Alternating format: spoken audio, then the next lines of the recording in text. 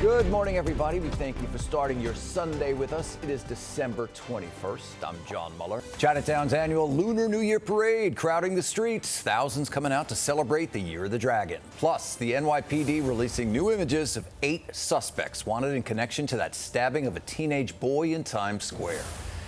And we now know that a lithium-ion battery is the cause of that deadly apartment fire in Harlem that has left dozens displaced. Good evening, everybody. Thank you for joining us for the Pix 11 News at 5. I'm John Muller. Well, breaking overnight, a man was shot and killed by an NYPD officer. This happened in Far Rockaway, Queens, and it all started with a fight between a father and a son. Residents in Harlem, they're on edge about the safety of lithium-ion batteries. Pix 11's Katie Corrado is in Harlem, where she has learned more about the victim who died in that fire. Katie. All right, Katie, thank you for that. Well, police releasing new images of 8 suspects wanted in connection to a stabbing in Times Square. Authorities say the people on your screen right there punched, kicked, and stabbed a 17-year-old boy Thursday. That group was also caught on this security camera, the victim taken to the hospital. If you have any information, please call police. And Senate Majority Leader Chuck Schumer has just returned from a visit to Ukraine. He led a congressional delegation to mark the 2-year anniversary of Russia's unprovoked invasion. His visit included meeting with Ukrainian troops on the front line. This afternoon in Manhattan, Senator Schumer appeared at a news conference with prominent Ukrainian Americans. He once again called on House Speaker Mike Johnson to let the $95 billion funding package passed by the Senate come up for a vote on the House floor.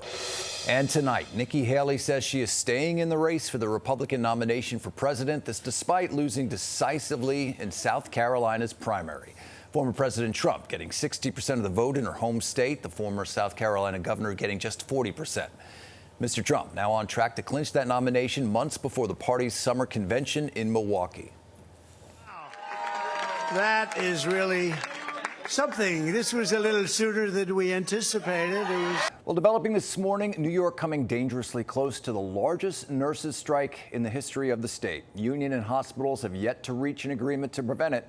Pix 11's Giovanni Diaz live outside of Mount Sinai in Harlem. That is one of the hospitals where nurses would strike. Gio. A tale of 2 churches. Parishioners at one Catholic church in Queens have reason to celebrate this Sunday, but parishioners at a Catholic church in Patterson, they have reason to be concerned. Pix 11's McGee Hickey is here with more on this bittersweet tale. McGee. Both happy and sad, John. Yeah, we are rooting for St. Michael's. McGee, thank you so much. All right, a city bill threatens to kick out polluting cruise ships unless they use clean power and curb traffic chaos. Pix 11's Corey McGinnis has more on how the Red Hook community is reacting. Still to come on the Pix 11 News at 5, a Brooklyn church giving to children and families in need what they're doing to empower them and make sure they have access to quality education.